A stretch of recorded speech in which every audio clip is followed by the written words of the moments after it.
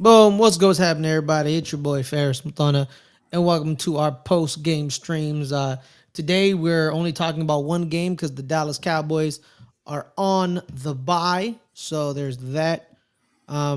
So just the New York Giants game in the early window, the 10 o'clock window for me and Caleb.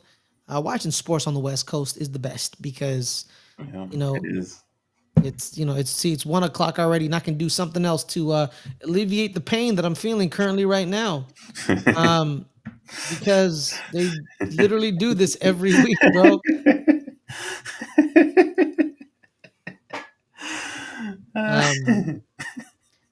Um, we should have won this game. Like, Oh yeah, just like you should have won the Broncos game. yeah, no, we Just like should you have as should have won the well. Cowboys game. We should have also won that one too.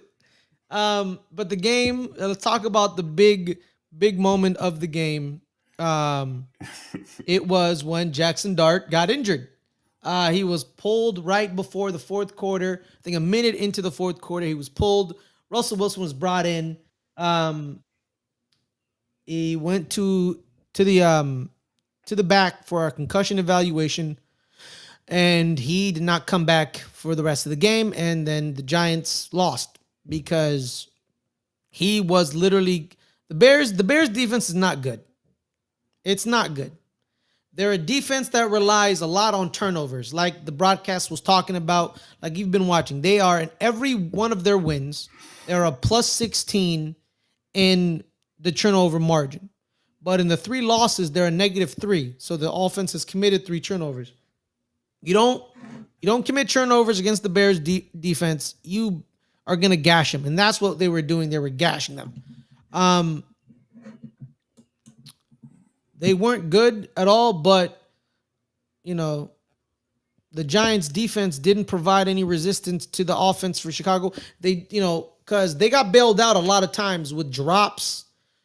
Caleb Williams overthrowing the Giants defensive line, the defense line we keep talking about all year, the four first round picks on this defensive line. They should have had at least 6 to 7 sacks. Should have had like a lot of them, but they just couldn't bring Caleb Williams down. They need to finish their pressures. I understand the pressure stat, but the pressure stat can be misleading because not all pressures or QB hits can, are all created equal. Because if you should have 6 to 7 sacks and you have 0 sacks, and 2 of your sacks get wiped off the board because your back end is committing pass interference or holding, you're a massive disappointment. Brian Burns leads the league in sacks with 11. He got 0 today. He had a chance for I think 2 or 3. Kayvon Thibodeau could have had 4 sacks today. Nothing.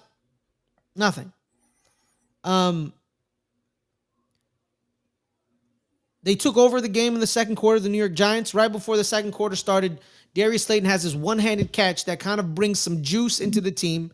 They take over the game in the third quarter and in the second quarter because they get the field goal before halftime because they knew they were going to get the ball back because of the conditions, because Chicago wanted to kick not against the wind, with the wind, so the wind can then push the ball forward. They score first play out the gate of the third quarter. They're up 17-7, and it looks like the Giants are they're going to win. They're hunky-dory. The offense is sustaining drives, and then you do another design run. 2 of their touchdowns today were on design runs by Jackson Dart. Both of them, he was untouched, so he didn't get hit at all. So it was routinely easy. Some of his runs, he slid. He didn't take big shots, but then the problem is the first turnover of the game Chicago forces, he gets hit. He gets hit bad.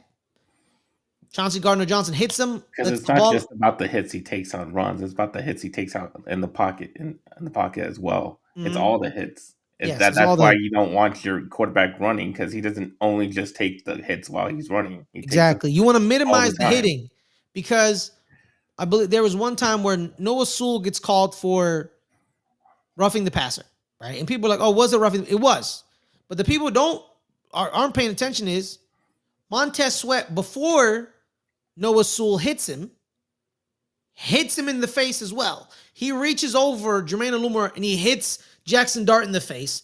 And then Noah Sewell hits him face to face. It was literally face to face. So that's one hit in the pocket. And you don't want those hits more often. There was a rumor. I don't know. Someone say it's not a rumor. It was a trusted source that after the Denver Broncos game, Brian Daboll was gonna be fired. You can't keep him now. You can't keep him or Joe Shane. Because here's the thing, Caleb. It's roster malpractice, right? When you have little Jordan Humphrey, you have Jalen Hyatt, but the receivers you're throwing out there are Ray McLeod, Gunnar Olszewski, and Bo Collins. Bo Collins didn't play this week, but he's played other weeks. When little Jordan Humphrey is clearly a better receiver than all the guys that I named. Jalen Hyatt had good moments in the Eagles game. You don't throw him the ball at all. You don't. You just don't.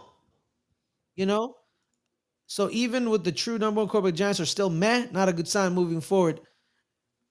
Well, there's no telling that he's a true number one quarterback for one.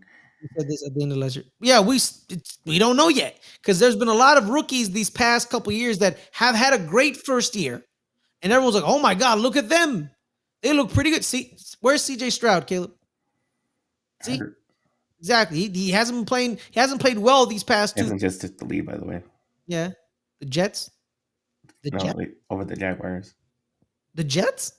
No, the Texans took the lead over the Jaguars. See, Davis Mills is playing pretty good for them, I guess. I chose the Texans to win. What else? Trevor Lawrence, there's a question mark.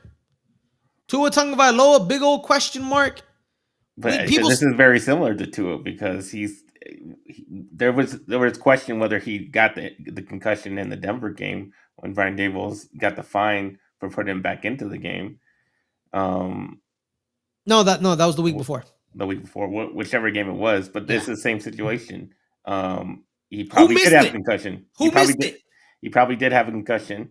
Mm-hmm. Probably shouldn't have been in the game, but he did. He went back out there anyways. And guess what? He probably got another one right now. Yeah.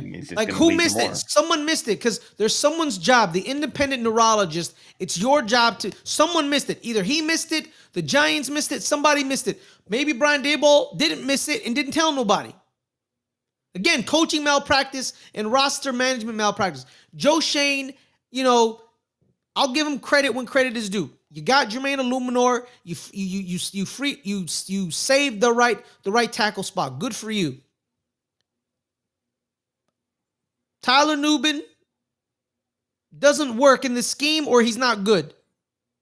Which then means if your draft pick doesn't work well in this scheme, you get a new scheme. You fire the defensive coordinator. Because coaches, I'm sick of coaches, Caleb, who have a system. Oh, we have a system. Screw your system. You're not always going to have the players to run your system. So your system should be the players. You find out what your players are good at and you coach to their talents. Bobby Okereke, his first year this year with Wink Martindale's scheme, he looked on fire. The reason we didn't get the number one or like a top 3 pick that year, it was the Drake May year. People talk about we beat Tommy we beat the Packers with Tommy DeVito, we beat the Patriots and all this. The Giants defense, the last 6 games of that year, produced 15 turnovers. And Bobby Okereke was one of the main cogs. He worked with that scheme. And now you get a defensive coordinator who has a scheme, a system that doesn't fit the players you drafted. Because either they stink or they don't fit. Either or, that's on you as the GM. Because at the end of the day, you can talk about head coach this, head coach that. You're the boss of the head coach. And you need to tell the head coach, he ain't working. He needs to go.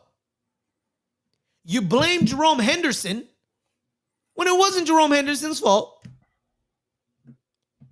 They're looking for scapegoats, Caleb. That's why some people aren't fired yet. That's why Shane Bowen still has a job. That's why Russell Wilson is still the backup quarterback. They need someone to blame because they know the fan base, when they see Russell Wilson play bad, they're going to blame Russell Wilson.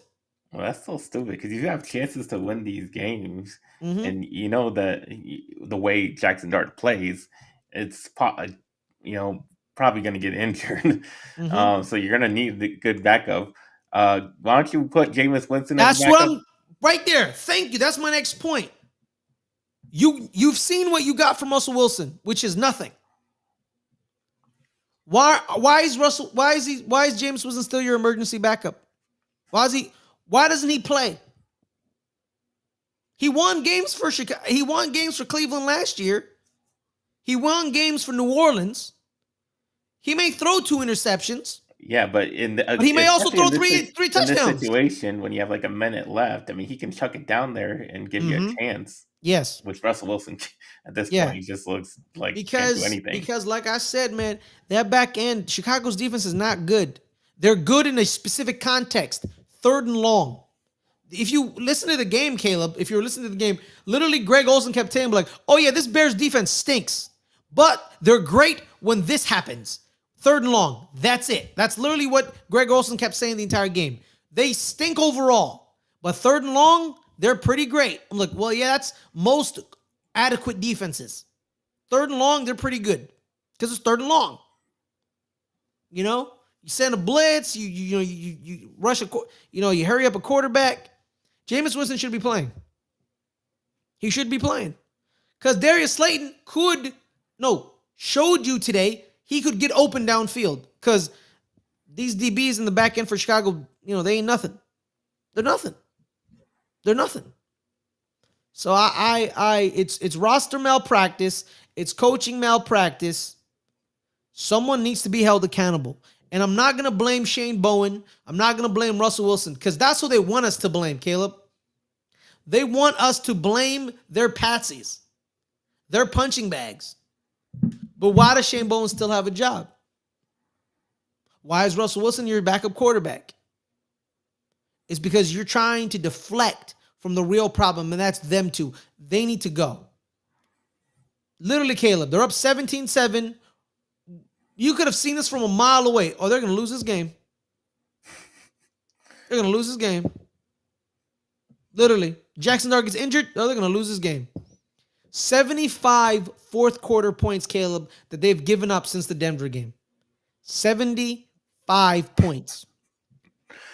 Because, Caleb, because if I say this, people will be like, you're a Giants fan. You're probably a little biased.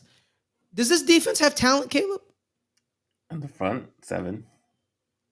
Okay, it has talent, right? Yeah. Why aren't they maximizing that? So it's not a talent issue. Well, on the back end, it is. Yeah, the back end it is. But the back end can be helped out by the front end, correct? Yeah. So what the hell is going on? What the hell is going on? I'm just baffled, right? Because I'm looking at this. This defense, right? Javon Holland, he's talented. Abdul Carter has a lot of talent. Brian Burns, definitely talented. Kayvon Thibodeau got some talent. Dexter Lawrence got some talent. So you have some talent, but you're not maximizing it. So it's either talent or scheme. So it's got to be scheme because you got talent. Because certain parts of the defense you can hide. Demetrius Flannigan-Fowles had a good game today. It was pretty damn good. Your third linebacker, the linebacker that you play on special teams, had a good game. Because Miles Sewell was hurt. Micah McFadden's been hurt all year. Now you're on your third middle linebacker and Demetrius Flannigan. So I'm just like, you have talent and you're not maximizing it. That means it's a scheme issue, which means it's a coaching issue, which means somebody needs to be fired. Because you fire Brian Daboll, because Giants don't fire coaches in season, which they've done it once, but I haven't seen them do it in many years. Who do you replace him with? You replace him with Mike Kafka? The offensive coordinator who got your quarterback hurt as well? Because he's calling the plays. Who do you replace him with? I am surprised that you guys are even doing anything with what you got in offense. I mean, you guys have nothing on offense. So the fact that you guys can even score touchdowns is extremely surprising to me. Yeah. Theo Johnson had a great game today. He didn't. I don't think he dropped a single pass. Exactly. Shout out to the boy. Shout out to the homie Hendo. Him and Yon had a great stream today. I don't know if did the Ravens win today? Think so. Oh, they did? Damn, Minnesota, you stink. Yeah, the Ravens won. Oh. Yeah. I chose Minnesota to win, which is crazy. Actually, it wasn't that crazy because I think Minnesota was up for most of the game. But yeah, of course. But yeah, like, who do you replace him with? Who do you replace Shane Bowen with? You replace him with Andre Patterson, Markel Manuel? Who? Because Markel Manuel probably has one of the worst jobs in all of the NFL, having to coach that back end. You got Tay Banks. You got Corey Black, a 7th-round pick. You got Raheem Lane sometimes. So you just want to keep it the same and almost win games? No, someone needs to be fired. So, you know what? Give him a shot. Give him a shot. Because we have two of the best position coaches in the NFL, which is our offensive line coach and our defensive line coach. When we took Andre Patterson from Minnesota Vikings fans were upset. And people were like, he's one of the best defensive line coaches in the league. And first year with Wink Martindale, you know, the defensive line was chaotic. It was crazy. They created chaos, a lot of sacks. But now it's they can't even do that. That means that it's the defensive coordinator has changed the alignments, right? Where, like we said, Dexter Lawrence has decreased his nose tackle percentage. He used to be 72%. Now he's under 45, I think, or something. I need to double check it. So you have the best nose tackle in the league and you don't play him at nose tackle. I don't understand that. It's like saying, hey, Caleb, you have CeeDee Lamb, but guess what? You're going to play him at running back. We did play him at running back and got hurt. Exactly. That's why I use that example. You never, ever do that. That's dumb. That's stupid. You know? So someone brought up last week, how is John Mara's health affecting the situation, right? Because he has cancer. How involved is he? Right? Because if he's not that involved, it falls on Chris and Tim McDonald, who is, I think, Chris is his brother. Tim is his son-in-law, I think, or someone. He's related to somebody in the organization. Which then that's not good. They're not good at their jobs either. So I think that's why they haven't been fired this year, because they don't know the power structure in the organization, because their head guy is not in a situation right now to lead the team because he's battling cancer. So they don't know what the hell to do. Personally, with me, I would have fired them. They've been fired. You know? I'll fire him at the tarmac. I'll Lane Kiffin his ass. You know? I'll let you fly to New York with us and I'll fire you off on the plane. That's what I would do. Because ain't no way, bro. Ain't no way. Ain't no way. The way this team is operating, bro. It's just disgraceful. You know? It's just bad. It's just very bad. Just very bad. Which is, you know what's crazy too, Caleb? That's blowing my mind. For years, I kept saying how horrible this offensive line was. Yeah. And the one year they fix it, everything else is garbage. Everything else sucks. The one year they fix it, they have no receivers. They're out here trotting Ray McLeod as an X. The back end has nothing. They have a 7th-round pick, And then you have a first-round pick that's given up. And then you have Cordell Flott, who had a good game, like he always does. Horrible part of Cordell Flott, too, is he did the same thing Bobby Okereke did to him. He got one of his players injured, but Demetrius came back in the game, unlike Cordell, who got punched in the face, which is a little different. But still, like, it's complete roster malpractice and coaching malpractice. Brian Daboll and Joe Shane want punching bags, so no one focuses on them. But I'm focusing on you, Joey. Joe, you need to be fired. So does Brian Daboll. Because another thing I don't like about Brian Daboll, Caleb, back-to-back weeks, Caleb. 4th and goal inside the 5. He kicks a field goal. He's coaching. Do you trust him to actually score? Why not? Who cares? You're 2-6. That's a good point. You were 2-6. You were 2-6 entering last week. You were 2-7 entering this week. Why not? Who cares? What if you do score? Then you probably win. Exactly. Oh, but you don't score. Who cares? You're still, you know what I mean? He's coaching like a man who's like, I'm probably not going to get fired. Maybe he won't. Then that's a horrible decision. Or he's playing like a man who knows he's going to get fired and he doesn't care. He doesn't care. So, I don't care. We're just going to kick this field goal. Which then means you've lost the locker room because they wanted to go for it. It was too many men on the field. It would have been 4th and literally an inch. 4th and literally an inch. Everyone's like, let's go for it. And he kicks a field goal. He's lost the locker room. The players have checked out. Dexter Lawrence doesn't care. No one, your main defender has checked out. They've all checked out. Why aren't you going for it? Back-to-back weeks. You could have, in the Niners game, you could have got back into the game because you end up missing the field goal last week, Caleb. So you go into halftime 17-7, right? This one, you would have gone up. If you scored, you would have gone up 24-17? No.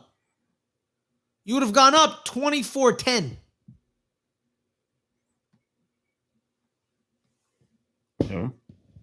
Yeah, man, it's just. I'm not gonna watch football today because I don't want to watch football anymore. I'm done. All right, man. Any thoughts from an outside observer? Because I gotta head out and go to work. Just that the Giants are just. I mean, like I said, I'm actually surprised that they're actually in these games because with what they're working with, I don't even know how they're even doing that. Even scoring points like I don't, Hendo. I don't have to watch football. You kind of have to. No, I don't. You kind of have to. Why? Because you gotta have to. Cowboys ain't playing. We're done. So we don't talk about any other team. You need a whole comprehensive look into the wide world of the NFL. I already know, so it doesn't matter. But I'm just surprised that they were even up. Obviously they shit the bed in the fourth quarter, as they do. And with like 9-play, 91-yard drive. That's crazy. For us or them? They that's what they did. They had a 9-play, 91-yard drive. Yeah. But yeah, that defense. It's crazy because they get pressured because, like you said, they have a lot of pressures, but they can't finish them. They can't finish them. I saw a bunch of times where Tibbs had him by the hand, or Burns had him, or Tibbs is there. Tibbs overrushes. He then overrushes, which then his momentum's carrying him one way. All you have to do is sidestep the other way, and the momentum takes you the other direction. They overrush, which is a thing that no one talks about, right? Because like, what's overrushing? What you watched today against with the Giants defensive line, that's over rushing. They over rush. You need to be contained in your rush. Yeah, and it kind of sucks because I don't know how long you can. I don't know how long term either both Jackson Dart or Cam Scatterbo or in their careers. Like, I don't know how you the have way they're long term playing, plans with how they play. I don't know how you can have a long term plan for them. Mm-hmm. Like either have them. I don't know. Either have like Scatterbo with a dual system running back system, so he doesn't take all those hits. And as for Dart, I don't know. You just need a really good backup, I guess. Yeah. Or you don't call the game that way. You know, there's a lot of other teams who don't call that game that way. You know what I mean? Like, he's not Cam Newton or Josh Allen. He's 6'3", barely 220 pounds. But even to Caleb, look what happened to Cam Newton. Yeah. Cam Newton, 6'5", 250, 260. Shoot, he may have been even 270. We don't know. And look what happened to him. Look what happened. The refs didn't protect him because they thought, oh, he's 6'5", 260. It doesn't matter. But look what happened to Cam Newton. Look what happened to him. Now, reduce that size to 6'2", 6'3", 220 pounds, probably 250. We don't know. He's going to die. I just go to, like, literally watching Cam Newton's career is why I'm like, look at this. That's not sustainable. Cam Newton was one of the most talented quarterbacks I'd ever watched. And the refs basically said you can get assaulted every week. Because I know we play football. Football's a physical game. And you're going to get hit. But there's certain hits you got to protect players from. You know, as a coaching staff, not the refs, but as a coaching staff. Too many design runs. He has 7 rushing touchdowns, Caleb. How many do you think are designed? Probably half of them at least. 6 of them. 6-1. Yeah. 6-1. I had thinking Cam Newton, when Cam Newton couldn't sustain that, his body broke down because hits take a toll. It compiles on you. Yeah.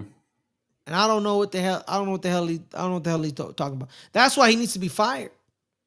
Because the refs may not protect you like they did with Cam Newton, but the coaching staff should protect their players and not call the game a certain way.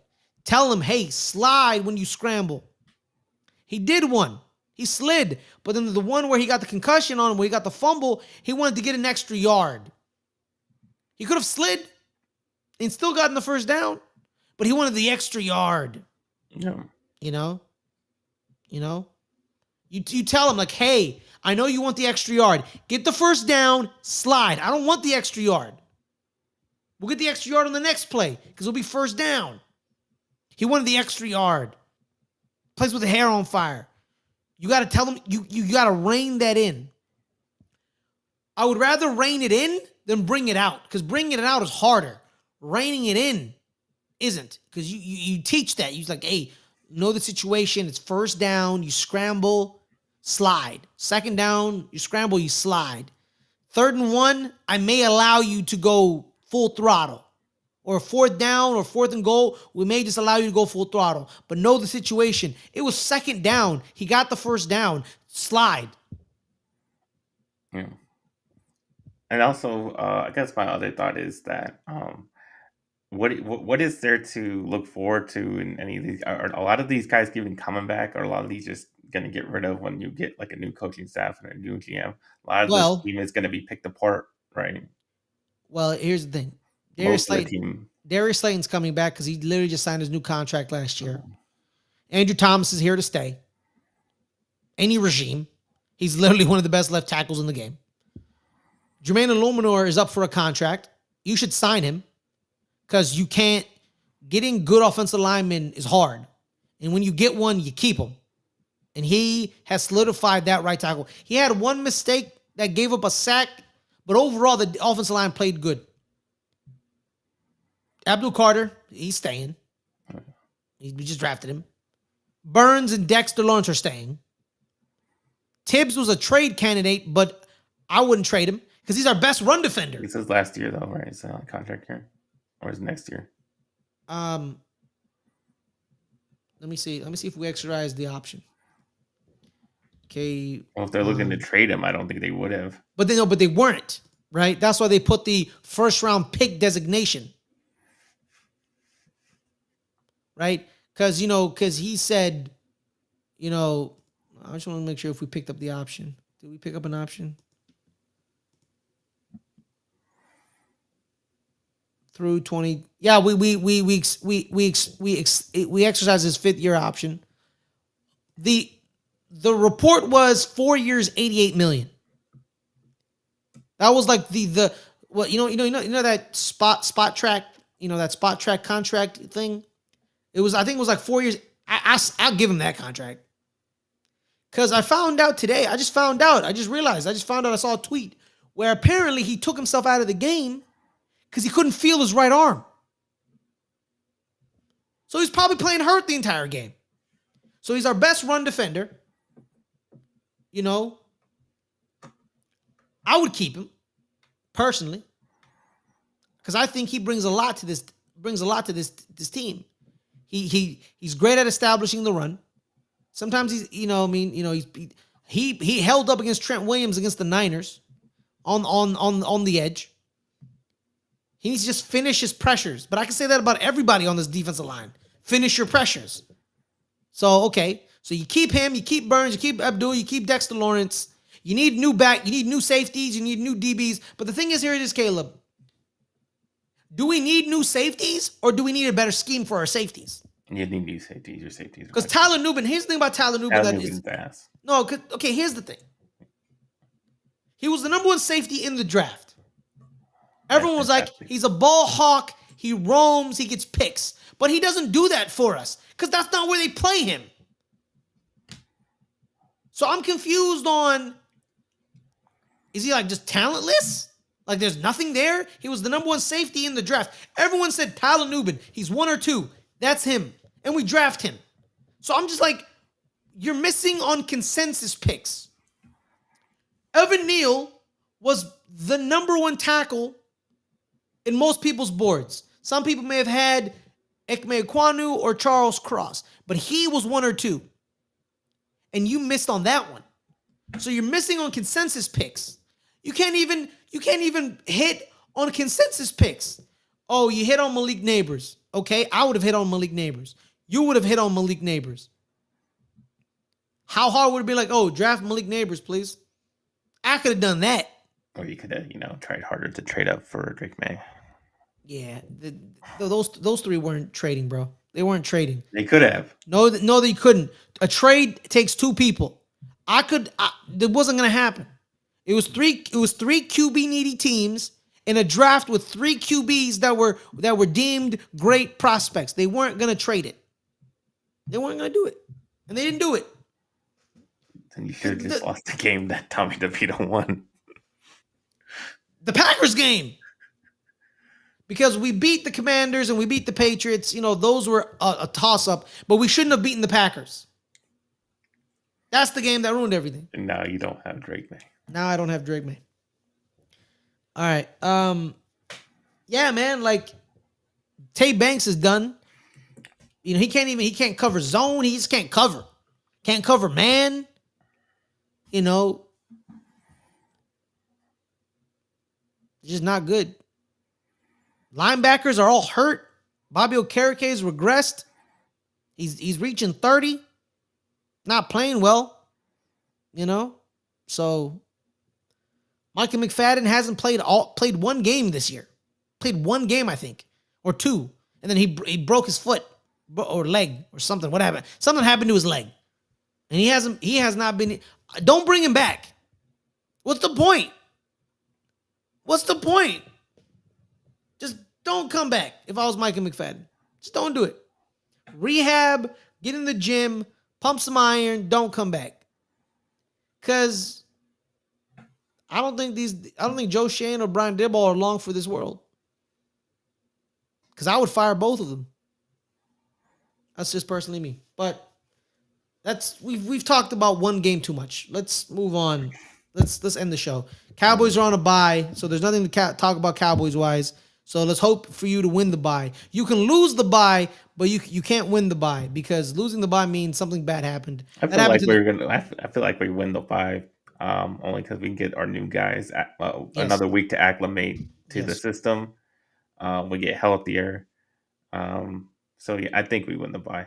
Yeah, because I remember a couple years ago the Giants lost the bye when Xavier McKinney broke his hand on an ATV accident. So there's that. But on that note, everyone, thank you so much for joining us. The Giants have literally have not come back. Let me see. Hold on. Let me see. I was going to say something. They can't fix themselves. They can't fix themselves. Yeah, I mean, they just can't do it. They can't fix themselves. Pat Leonard just tweeted out, Joe Shane and Brian Daboll deserve to be fired. Not sure why this needs to be said every week, but I keep saying it until the Giants develop some standards again. This is from a beat reporter calling for the jobs. The Giants are 0-4, Caleb, this season in games which they had a 10 or more lead on the road. Then Joe Shane's burner starts tweeting. Like, bro, man, like Pat Leonard, man, when a man needs to get fired, Pat Leonard is ready. He's ready to cook some stuff up.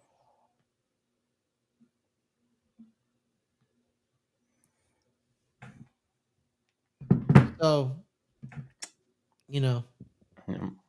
I ain't got nothing to say, dog. All right. I ain't got nothing to say. Caleb, we have a show Friday, correct? Where else can they find you? You can find me on Wednesdays at 8 o'clock on Bet the NFL. I'm trying to make you guys money, so go watch that. My name is Fares Muthana. You can find me at Fares Muthana on Twitter. _Fares_Muthana on Instagram. You can find me here every Friday, 5 o'clock Pacific, where our main show happens. Good Friends, Better Rivals. Talking Giants. We'll preview in week 11. You guys already had your bye, right? No, not yet. Not yet? Not yet. When do you have your bye? Time out, let me check. Week 14. Oh, that's a late bye. That kind of sucks. Yeah, it does kind of suck. Yeah, so there's that. I guess we'll be talking Giants, how much they're gonna lose to the Packers. Well, I don't know about that because the Packers should have beaten us a couple years ago, but the Packers then lost to Tommy DeVito. So yeah, well, Mike Parsons probably gonna be all over like he usually is, whooping Andrew Thomas's ass. Again, if you watch the games, he literally runs away from Andrew Thomas. But sure, okay, well, literally ran. He literally ran. He literally runs away. Well, that's not what I saw. He gave up one sack to Michael Parsons, and he was okay. And then Michael Parsons literally then was like, you know what? When he's fully healthy, I don't want to go near him. Okay. Sure, buddy. All right. We'll see. No, we saw. We're not gonna see. Saw. What I saw is him whooping his ass. That's why. What I saw was him whooping Evan Neal's ass for the last 4 years. But sure, buddy. Sure. Okay. Sure. Keep lying. Okay. Literally, the 1 week he gave up the sack, Andrew Thomas was hurt, and then the following time, the rematch, he didn't get no sacks on Andrew Thomas because Andrew Thomas was like, I'm healthy now. I'll slap you around. And then he's like, you know what? I'm gonna go over to the right tackle side because I can't do much. You literally told me, Caleb, he can be pushed around by the Eagles. Well, it only takes Andrew Thomas. Well, of course not by the Giants because he literally runs to the right-hand side. Literally ran to the right-hand side. You sacrificed DeMarcus Lawrence because Michael Parsons was like, I can't deal with him. I gotta go. That's X too. On Evan Neal when you get swapped. Watch the games, man. He gave up 1 sack. I'm watching your quarterback on the ground. That's what I'm Yes, because of Evan Neal. And that other guard. What's that other guard's name? See, we got rid of that guard. I don't even remember him. God, man, let's go home, bro. I'm done.